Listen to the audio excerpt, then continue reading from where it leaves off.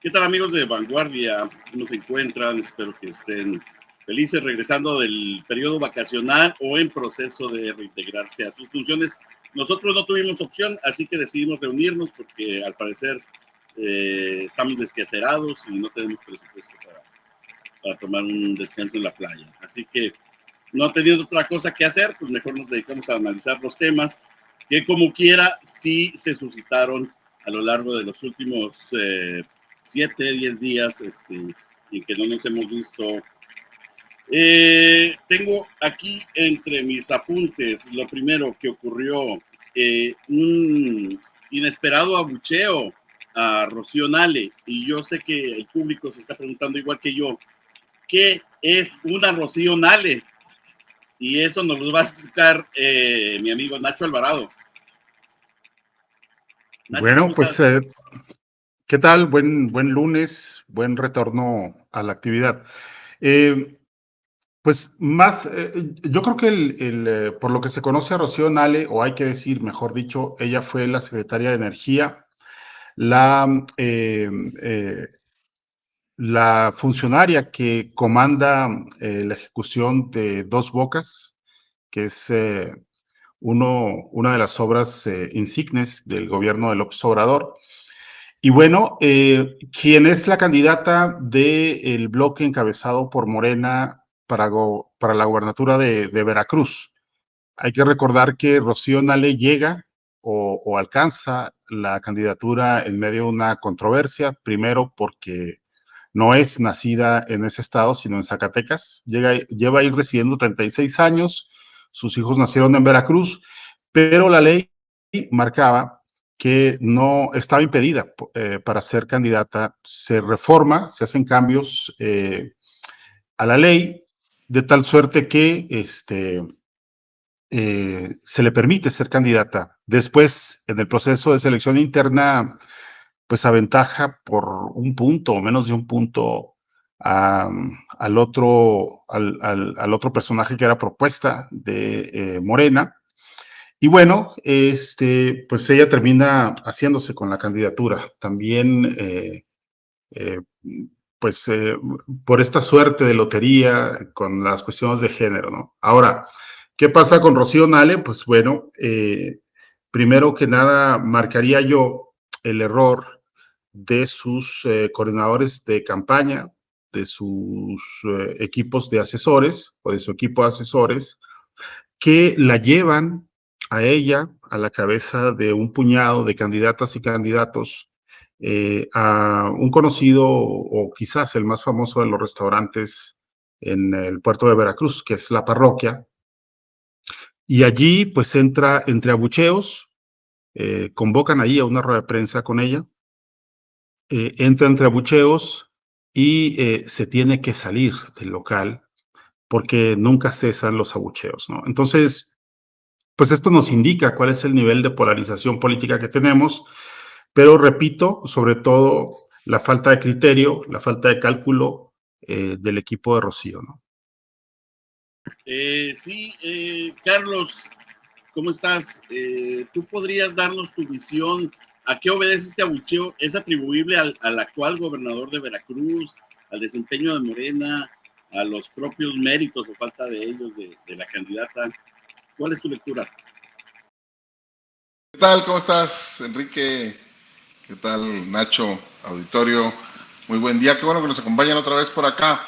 Creo que hay varias hipótesis. La menos dañina para la posibilidad de Rocío Nale, de su campaña durante este proceso electoral, pues es que a la gente le cayó mal que en Domingo de Resurrección los políticos anden haciendo campaña. Eso fue algo que acá en Coahuila vimos mucho. La campaña inició el 31 de marzo. Allá en Veracruz la campaña iniciaba ayer. Pero pues ayer era el último día del puente vacacional de Semana Santa. Y regularmente los políticos suelen abstenerse de hacer muchas cosas porque pues la gente está descansando y no quiere que los políticos le anden allí, que se esperen. Y entonces hay hipótesis que haya ocurrido eso. Pero también creo que puede ser que llegó a un espacio donde la chairiza no es territorio chairo. Según las cosas que he escuchado de algunos analistas de la Ciudad de México y de corresponsales que les han brindado información desde Veracruz, entiendo que la parroquia es más bien un lugar fifí. Entonces, pues fue a meterse a territorio hostil. Y eso también podría explicar lo que ocurrió ayer. Otra hipótesis, me parece, pues es esta que ya dijo Nacho, una torpeza de su equipo de campaña, pero también pudiera haber sido una provocación, porque justo era lo que querían obtener, esta reacción furibunda de los opositores y que les permita luego decir pues que ese nivel de polarización lo provoca la reacción, el conservadurismo, los clasistas, los que son racistas, ¿no? Pudiera ser. Yo creo que hay muchas hipótesis al respecto, pero creo que también una parte tiene que ver con el hecho de su nacionalidad, digamos, porque entre los gritos que se escuchaban ayer o que se escuchan en los videos que se pueden ver del hecho, también aparece por ahí el vete a Zacatecas, ¿no? Porque ella es originaria de Zacatecas.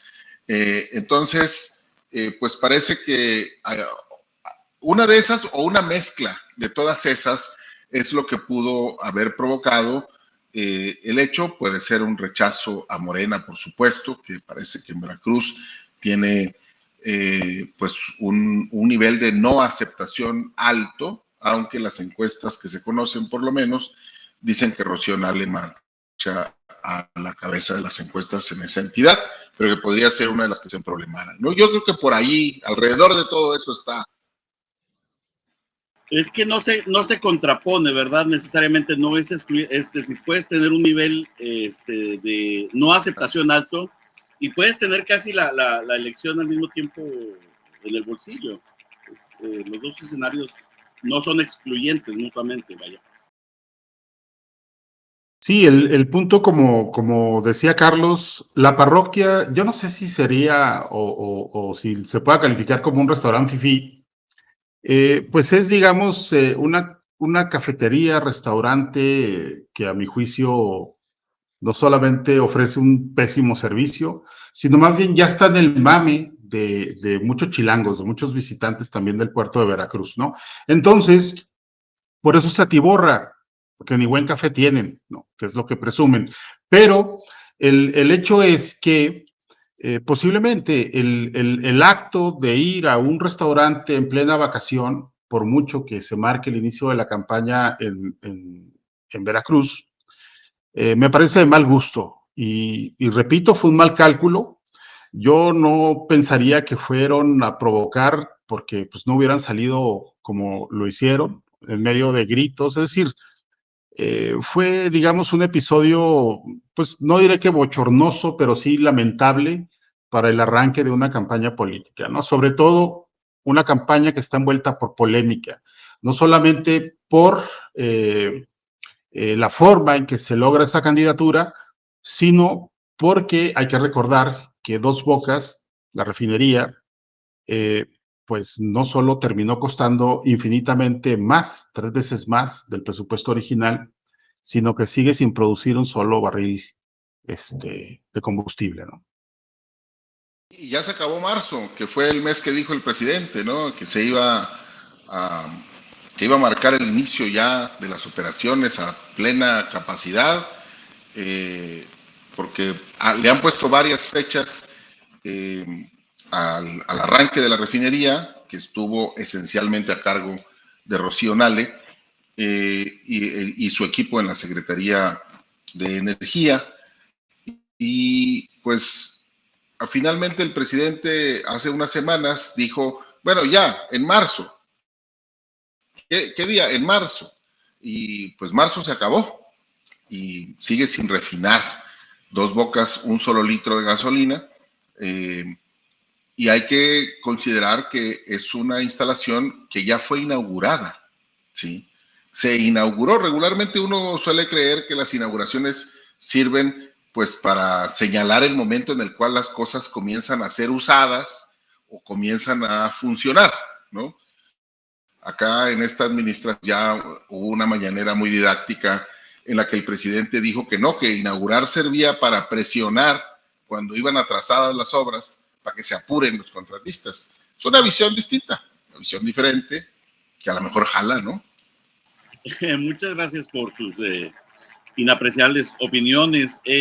Yo tengo tema sorpresa, como les dije. No me gusta mucho pegarme al guión porque me pareció relevante que comentáramos la telenovela que se suscitó entre el notable empresario Ricardo Salinas y nuestro presidente. ¿Qué fue lo que pasó allí? ¿Por qué esta relación con Ricardo Salinas es distinta a la que sostiene con otros empresarios como, digamos, Carlos Slim? Porque al principio del sexenio parecía bastante tersa la relación entre ellos. De hecho, las tiendas Electra funcionaron un tiempo como puntos para repartir los programas asistenciales, ¿no? Había cierta colaboración, creo, entre la Cuarta Transformación y el Grupo Salinas, y ahora parece que bueno, están completamente quebradas rotas estas relaciones, y la cortesía, bueno, esa quedó sepultada desde hace varios días. Trae un pleito muy fuerte en redes sociales.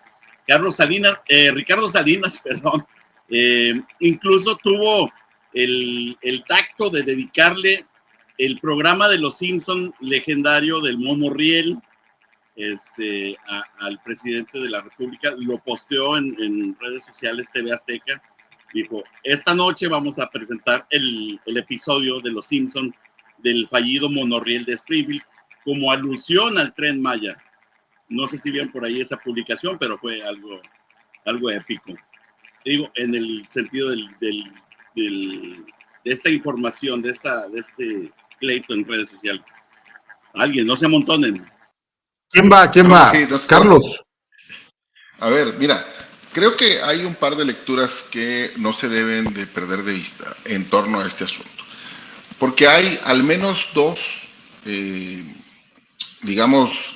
niveles del pleito, ¿sí? Por un lado está el hecho de que el señor Salinas Pliego es dueño de unas empresas o es accionista mayoritario de unas empresas que deben impuestos, que tienen que pagar unos ciertos impuestos.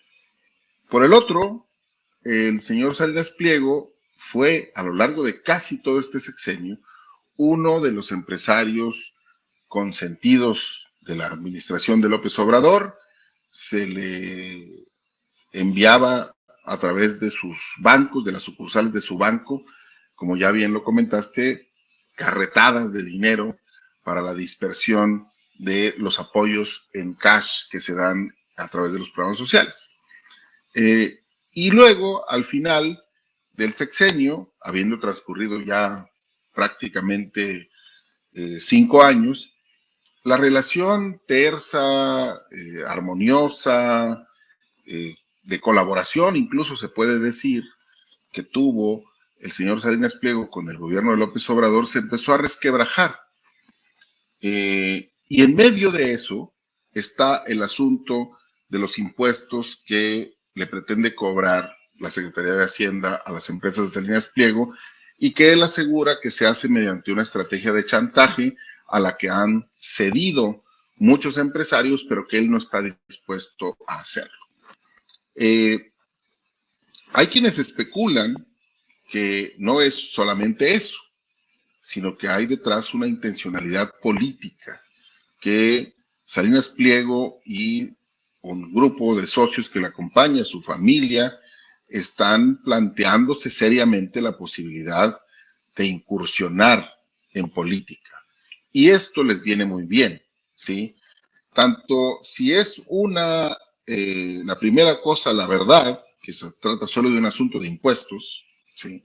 Como si es la otra, que hay una intencionalidad política detrás del pleito. Sin duda que a Salinas Pliego le sale muy bien la jugada, le resulta muy útil, porque es alguien que se metió a las redes con éxito, que tiene una presencia en redes, una interacción muy fuerte en Twitter con quienes le siguen.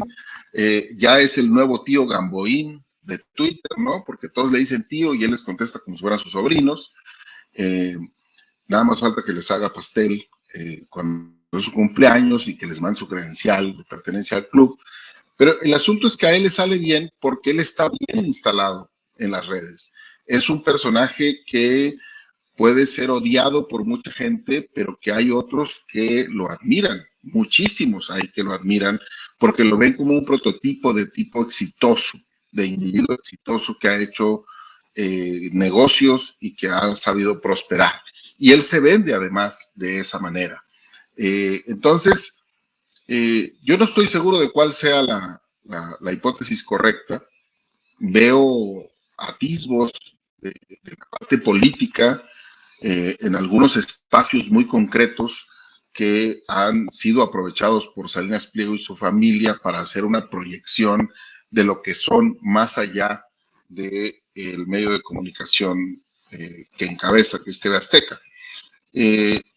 Pero creo que el que está ganando el juego, la partida aquí sí es Ricardo Salinas Pliego, y creo que el presidente, con todo lo que haga y con todo el poder que tiene y la forma en la que despliega su mensaje, no está siendo eficaz en este caso. Creo que es uno de esos enfrentamientos en los cuales el presidente dejó crecer a un enemigo, o lo apapachó mucho, o lo mantuvo cerca durante mucho tiempo, y hoy que se le ha revelado en el contexto de lo que ocurre en el país, es una bestia más o menos incontrolable, y creo que Salinas está sacando la mejor tajada de este asunto.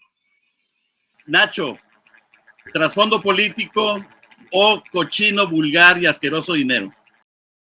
No, pues es una cuestión de dinero que desde luego Salinas Pliego utiliza o se crea este personaje del tío Richie, y a partir de ahí comienza este golpeteo político y este desafío, pues yo no diría al gobierno de López Obrador como tal, sino al Estado mexicano, ¿no? La historia muestra cómo Ricardo Salinas es un evasor de impuestos mediante maniobras judiciales desde la administración de Vicente Fox. Adeuda al fisco, según el propio SAT, 63 mil millones de pesos. Eso equivale a 3 veces el presupuesto anual de una entidad como Baja California Sur, por ejemplo. Entonces, no estamos hablando de 5 millones, 10 millones de pesos. Estamos hablando de 63 mil millones de pesos. Es una fortuna. Y desde luego que Salinas Pliego no quiere pagarlo. Por lo tanto, él se ha amparado desde el gobierno de Vicente Fox para evadir esta responsabilidad ante el fisco, ¿no?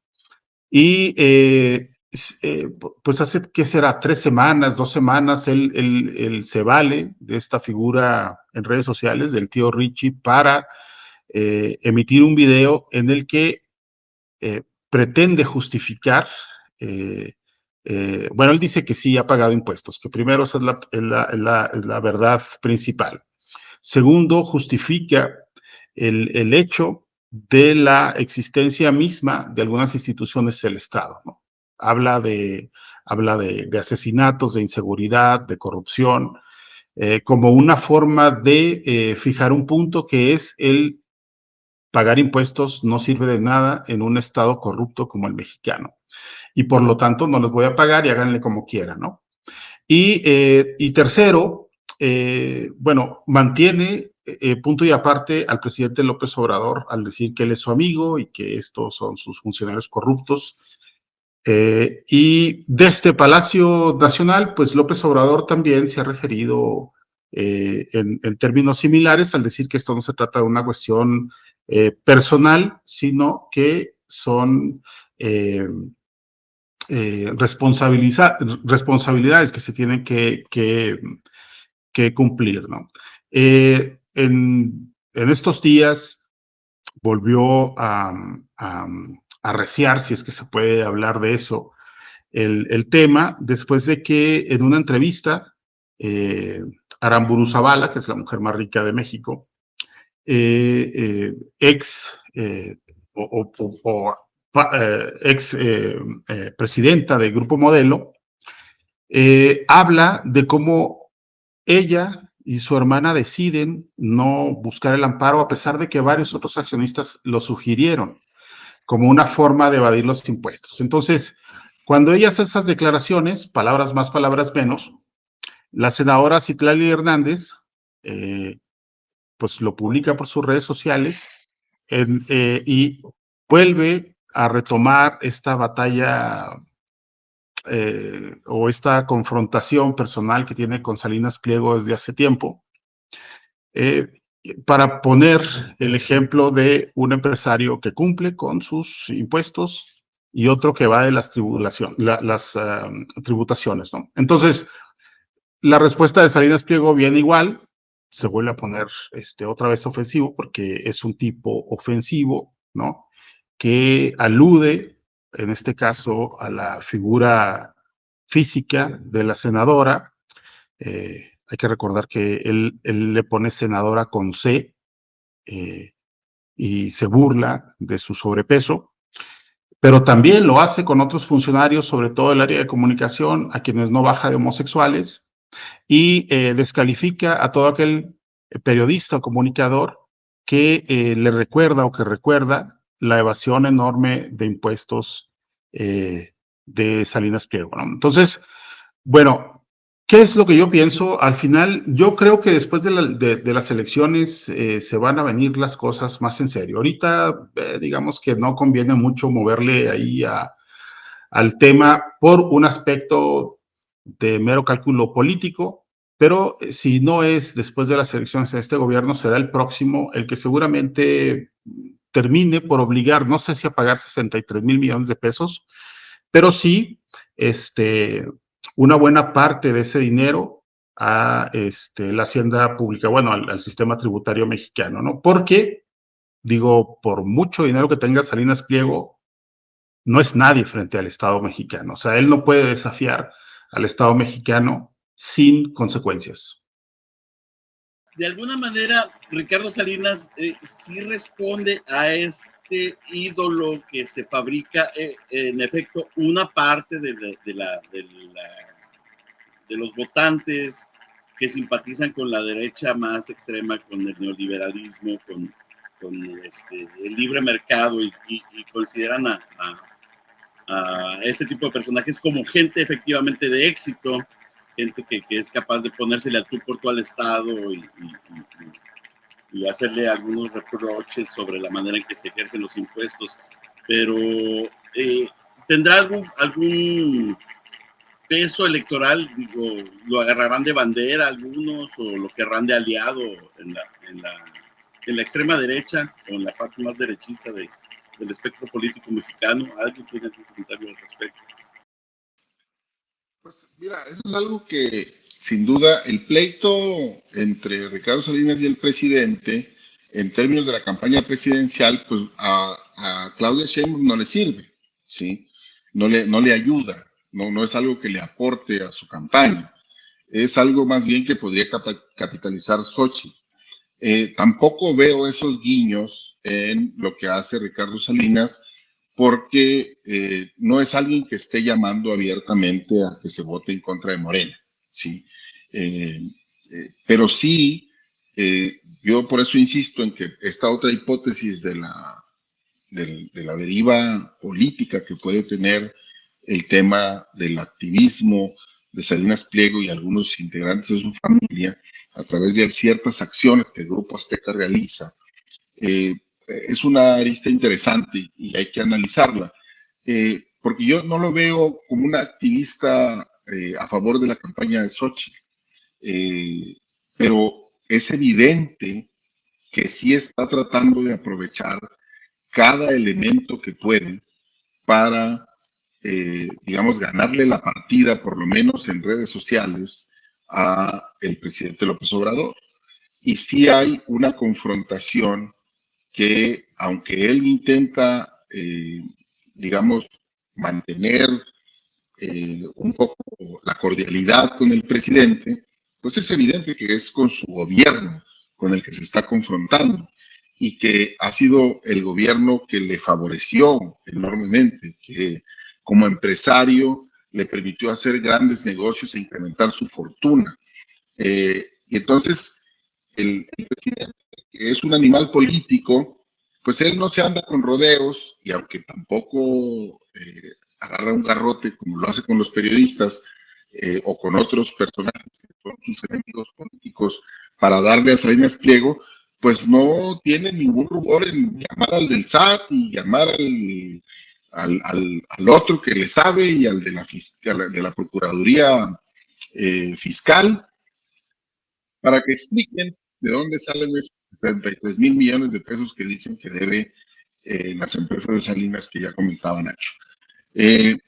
Entonces, sí creo que es munición política, pero creo que esa es una munición política que en todo caso el equipo de Xóchitl Gálvez tiene que encontrar cómo aprovecharse de ella y cómo sacarle rajada, porque del otro lado yo no veo que estén haciendo eso para favorecerla a ella. Gracias, Carlos, gracias. Bueno, tampoco está en el guión, pero me pareció importante. Tenemos en Guerrero, si no me equivoco, linchamientos a falta de una justicia. Tenemos allá donde está Laida Sansores, que es Campeche. Campeche. Tenemos a unas policías que casi fueron pues masacradas por reos y en los dos casos lo que escuché, que yo nunca había escuchado en México, fue el comentario de que deberían desaparecer los poderes, tanto en Guerrero como en Campeche, que debería suspender la suspensión de poderes y buscar establecer el orden de alguna otra forma alternativa que permita la ley. Nunca había escuchado esto en México. ¿Cómo lo podemos interpretar y cómo nos debe afectar o preocupar en el marco de las elecciones presentes? Nacho, por favor, ahora para darte la palabra a ti primero. Bueno, el caso de Guerrero es preocupante por más de un motivo, ¿no? Primero, habría que ver cómo llegó la actual gobernadora a ese cargo, que es básicamente cuando bajan a su padre, a Salgado Macedonio, lo bajan por una serie de denuncias, unas formales, una formal, otras no, por abuso y violación sexual, ¿sí? El presidente contra viento y marea se sostiene en su apoyo, como siempre dice que eso se trata de ataques desde la derecha, pero lo cierto es que se equivoca, pero tenemos un presidente que nunca acepta errores, ¿no? Entonces se equivoca y una vez que se nulifica la candidatura de Salgado, pues se decide colocar en sustitución a su hija, que es Evelyn Salgado, ¿no? Si tenía o no las capacidades para ejercer un cargo público de ese nivel, pues fue irrelevante, pero lo cierto es que estamos viendo cómo la entidad se le cae a pedazos, ¿no? Hablando en términos institucionales, pero también en términos sociales. Entonces, lo que atestiguamos este fin de semana con estos videos que dan la crónica de la forma en que primero se secuestra a la niña Camila Gómez, una niña de 8 años, la forma en cómo se deshacen del cuerpo y posteriormente cómo se irrumpe en la vivienda para sustraerlos y linchar hasta la muerte, hasta provocar la muerte a la presunta responsable del secuestro y el asesinato de la niña, pues nos da noticia del estado que guardan las cosas en el estado de Guerrero, ¿no? Hay una incapacidad absoluta y una insensibilidad institucional, una deformación que comienza desde el propio alcalde, desde la propia presidencia municipal, que es un tipo que busca reelegirse, que no fue electo por Morena para repetirse en el cargo justo por el estado desastroso en que mantiene la seguridad pública en ese municipio. Y segundo, cómo en esta crisis que sufre la propia Fiscalía del Estado, pues no se logra emitir una orden de arresto contra los presuntos responsables del secuestro y asesinato de la menor. Y ante ello, familiares y amigos de la víctima irrumpen, arrebatan de las manos a la supuesta responsable y la golpean, dejándola inconsciente y minutos más tarde pues, se decreta su muerte, ¿no? Y esto no es más que otra pieza que, que nos habla de qué tan incompetente es la acción de la autoridad en esa entidad. Esto se concatena con otros hechos, como el asesinato hace un par de semanas, 3 semanas, del estudiante de la Normal de Ayotzinapa a manos de un agente de la policía estatal, y también da cuenta de lo que ocurre en Tierra Caliente, ahí en Guerrero, donde se ha secuestrado ya a una representante de la Fiscalía, donde se ha ejecutado también a otros delegados de la propia Fiscalía, y de cómo se han ido sucediendo en el cargo de la seguridad pública del Estado personajes que vuelven a fallar, ¿no? Entonces,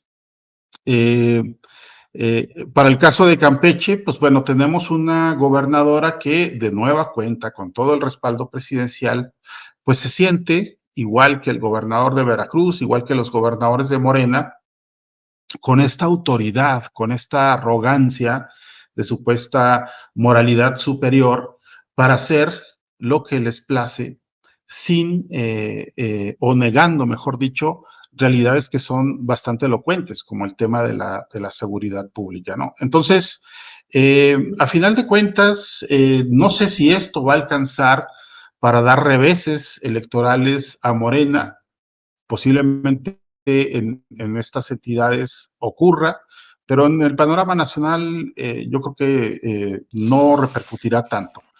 Pero pues estamos ante eso, ante la incompetencia por un lado, ante la arrogancia por el otro, y los resultados son más o menos iguales, ¿no? Por mucho que se aluda o se insista en que esto es un montaje de los medios de comunicación, pues no es así. El Estado que guarda una y otra entidad en materia de seguridad, como muchas otras entidades del país, pues son una verdadera desgracia. Carlos, tu visión de Guerrero, Campeche, quizás Veracruz, quizás Sinaloa, no sé.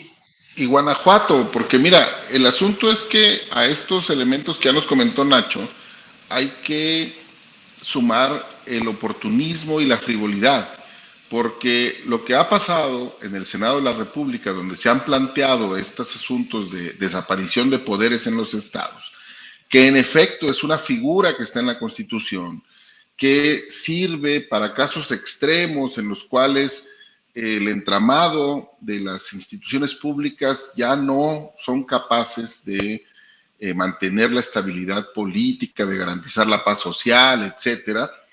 El Senado puede desaparecer, decretar la desaparición de los poderes en una entidad con el propósito de devolver las condiciones para que la vida social recupere la normalidad. En efecto, existe la figura, pero ya lo que ocurre en el Senado a estas alturas, pues es una chunga, porque alguien se paró a pedir la desaparición de poderes en Guerrero, que uno podría creer, con todas las cosas que ya nos explicó Nacho, que en efecto hay condiciones allí, porque hay una crisis institucional evidente. Pero entonces, en respuesta, Félix Salgado Macedonio y algunos integrantes de la bancada de Morena del Senado, pues todos dijeron que también querían que desaparecieran los poderes en Guanajuato, un estado gobernado por el PAN, con una especie de estrategia de empatar los marcadores, ¿sí? Luego ocurre el incidente de Campeche con los policías que son enviados a sofocar un alzamiento, digamos, en un penal. Envían a mujeres policías mal equipadas, estas son agredidas sexualmente incluso. Eso hace que crezca un movimiento que ya lleva como 2 semanas allá en Campeche, y entonces se suma en el Senado la petición de que desaparezcan los poderes en Campeche. Y lo que habríamos de preguntarnos es si quienes plantean la desaparición de poderes en los estados, en realidad tienen una receta para que una vez que se hiciera uso de esta figura, que insisto, está en la Constitución y es viable, luego cómo le regresas el estado de cosas normal a la población de estas entidades. A mí me parece que ahí hay frivolidad en extremo, que hay falta de seriedad en el quehacer político y nadie está pensando realmente en la gente que padece todos los días la ausencia de instituciones capaces de garantizar la seguridad, la tranquilidad, la vida normal, y sí están pensando mucho en cómo sacan raja política y cómo llevan agua a su molino. Entonces, me parece que hay un concurso de irresponsabilidades, unos en el ejercicio del poder, los gobiernos que no han sido capaces de garantizar un estado de salud social mínimo, y por el otro, pues los que solo saben hacer política y aprovechar cualquier hoguera para ver si pueden quemar allí a sus contrincantes. Y bueno, gracias, Carlos. Pues ya por último, las campañas locales. No es cierto, ya vámonos, esas no le importan a nadie. Nadie quiere saber de ellas, ni menos aquí en Coahuila. Y menos aquí, o sea, menos en Saltillo. ¿De qué onda con eso? Señores, un encanto haber estado con ustedes. Yo sé que el periodo vacacional estrictamente todavía no termina. Ay, disculpe el auditorio, la falta de concentración, yo todavía ando de puente, pero con mucho gusto de reunirme con mis 2 ilustres compañeros periodistas. Les deseo lo mejor para esta semana. Espero verlos aquí el próximo lunes. ¿Qué dicen ustedes? Pues acá nos vemos. Pecados, todavía tienen tiempo. Hagan algo por sus almas. Muy bien. Nos vemos el lunes. Felicidades, nos vemos el lunes. Hasta luego.